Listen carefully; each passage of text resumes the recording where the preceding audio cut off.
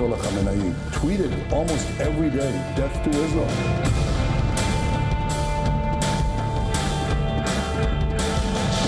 I want to see no nuclear weapon in Iran.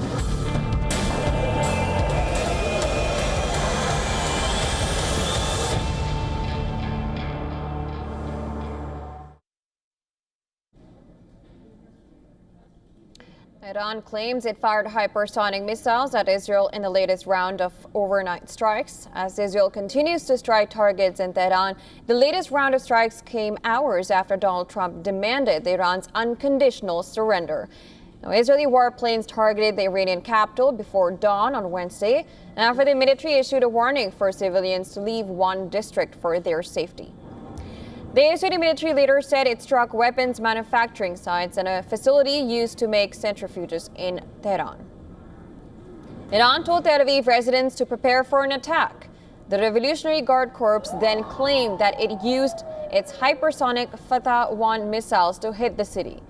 In a statement broadcast on state television, the IRGC said the 11th wave of the proud Operation True Promise 3 was carried out using Fatah 1 missiles. Iran also claimed that it used an undetectable missile for the first time in a strike targeting a Mossad site.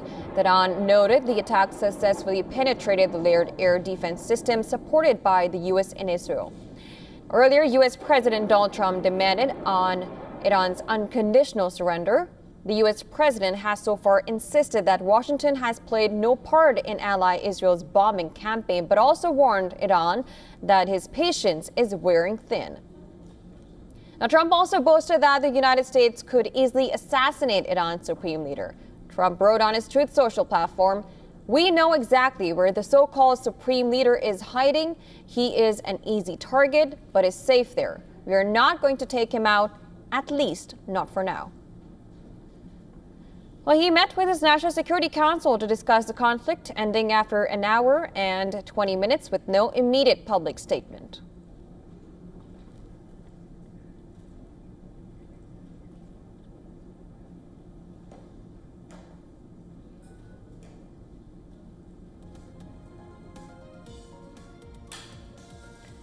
All right, to discuss more, we are now being joined by Jane Kinninmont, Acting Director at the European Leadership Network. Thank you so much for joining us on the broadcast. Hello, good to speak. All right, so talking about the U.S.-Iran diplomacy, you have mentioned in your articles that after Israel had decimated the leadership of Hezbollah, Iran also had a heightened interest in obtaining some security assurances from the U.S., the only country that could plausibly promise to help restrain Israel from attacking it. At this point, with Israel going full-blown on Iran, do you think Iran will be willing to consider this factor?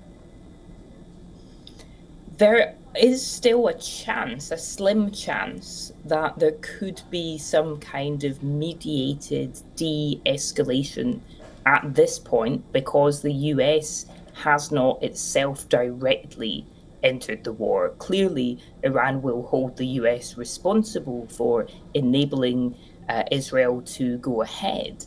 But Iran still has something to lose. It could still get worse for Iran if the US goes in directly. However, over the last 24 hours, it has sounded increasingly likely that Donald Trump may want to enter this war, perhaps because he thinks that the Israelis seem to be winning militarily and he would like to be on the winning side. This is causing some consternation within Trump's base because obviously he was a president who campaigned on no more Middle East wars. And while what they're talking about is meant to be something that would be short-lived, we all know that wars often start intending to be short and become more complicated as they go on. Absolutely. And as you mentioned, U.S. involvement, what would U.S. involvement look like at this point? There is a very specific thing that the Israelis are asking for, which is the US using bunker-busting bombs that can strike very deeply in order to damage, disrupt, or destroy the Iranian nuclear facility at Fordow. That facility has been built deep underground under a mountain, precisely because Iran wanted to protect it against the risk of Israeli attacks. Israel had attacked Iraq's nuclear facilities back in 1981, and so Iran wanted to make sure that the same thing wouldn't happen to it. As far as we know, based on the public assessments, Israel would need US help to get at this facility. But there is also a question about whether the ambitions are limited to disrupting the nuclear program, or whether the Israeli government sees this now as an opportunity for regime change in Iran, because Iran's regime has been so greatly weakened, and Israel sees that regime as a security threat, regardless of whether it has nuclear weapons. So they may really be tempted to press ahead and take out an enemy that they regard as a very severe, maybe existential threat, even though no one has a clear idea of what would then replace it. And that's where things can become very complicated. Exactly, and I really wanted to pick on that. Israel does seem adamant on bringing a regime change, and Trump said he knows exactly where Iran's Supreme Leader Khamenei is hiding, but will not take him down as of now. French President Emmanuel Macron has said he was against military action against Iran that could lead to regime change and potential chaos. How do you read these different opinions from European leaders as well? So European leaders have consistently been against violent regime change in Iran, and of course they tend to look back to the experience with the Iraq War. The UK, where I live, took part in that war and basically regretted it. France did not, and they believe that they were right to do so. But this will now be a big worry for the G7 leaders. They met with Donald Trump this week, but they actually don't know what he's going to do either. And will he then ask European allies to come and help in this war? I think if it is a scenario of the US going in with a big one-off strike on the Fordow nuclear facility, it won't see any need for European military support with that. But if it did end up being the scenario of a longer term intervention in Iran, then there might be a desire for European assistance, which would be very unpopular in most European countries. And talking about European leaders, one thing that they have agreed on is not letting Iran get these nuclear power. We have heard Trump saying he wants unconditional surrender. He does not want nuclear power to Iran. And more recently, Macron has also called for a ceasefire with a return to negotiations over its nuclear program. At this point, is there any chance for that? Iran had made it clear that it was willing to compromise on its nuclear program, but it argues that it has the right to enrich uranium domestically. It was permitted to do that under the last nuclear deal, so they basically didn't want a deal that would have been worse for them. It is possible that they might now realise that it's not worth clinging to that demand given the consequences.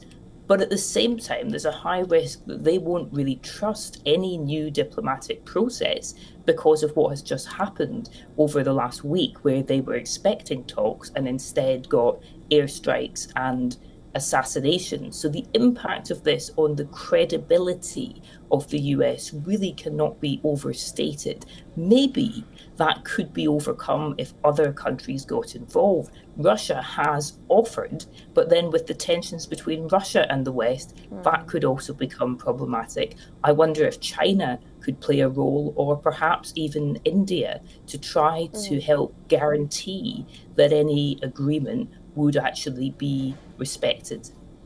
Right, and I'm going to pick up something from your article itself regarding this issue. You said that U.S. officials have said Iran should give up enriching uranium altogether. In return, Iranian officials emphasized that this was a red line for them. So do you think Israel's military actions, like attacking nuclear sites, trying to paralyze Iran's ability to build nuclear weapons, is a solution, apart from diplomacy?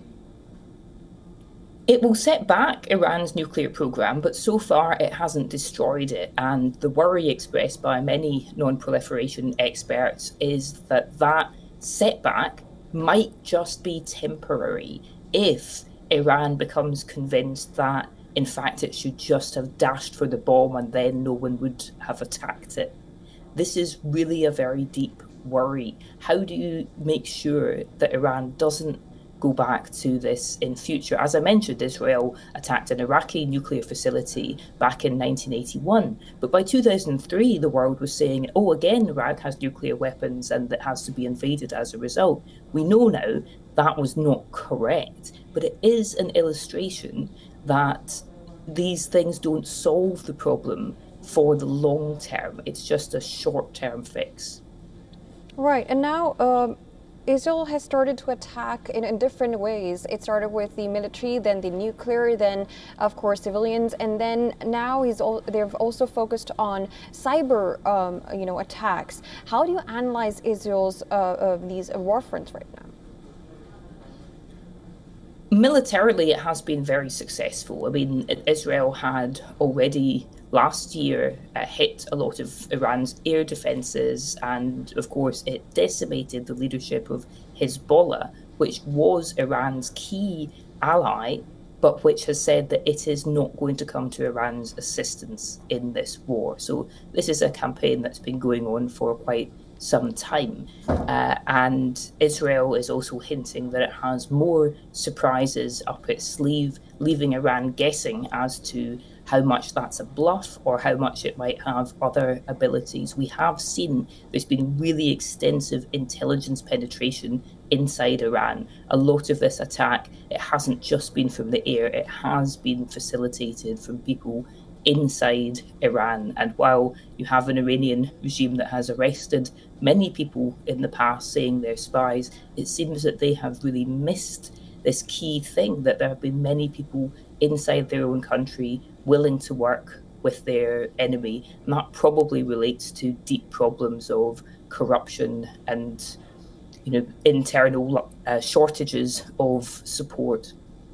Right, and let's also look at the other side, the Arabs. Now, Netanyahu has claimed that the current war could facilitate the Abraham Accords normalization agreements between Israel and Arab states. Qatar has warned that Israel's actions would have very direct repercussions for the region. How do you assess the Arab nations' role in this entire conflict till now? The most important thing for the Gulf countries right now is just in the immediate term trying to make sure that the violence is contained and that it doesn't spread to their own countries. If the US gets involved, they'll be very worried about Iran having basically nothing to lose, going after US bases in the Gulf or potentially even hitting Gulf states themselves. Yesterday, the UAE and Egypt both held phone calls with Iran. Egypt issued a statement saying it had been trying to mediate by having separate calls with Iran and with Israel. But it doesn't seem that Israel or the US are really listening to other states in the region. They like to say, well, the Arab states won't miss Iran. They don't like Iran. But that's not quite what the Arab states are saying, because the Arab states also have a deep fear of chaos.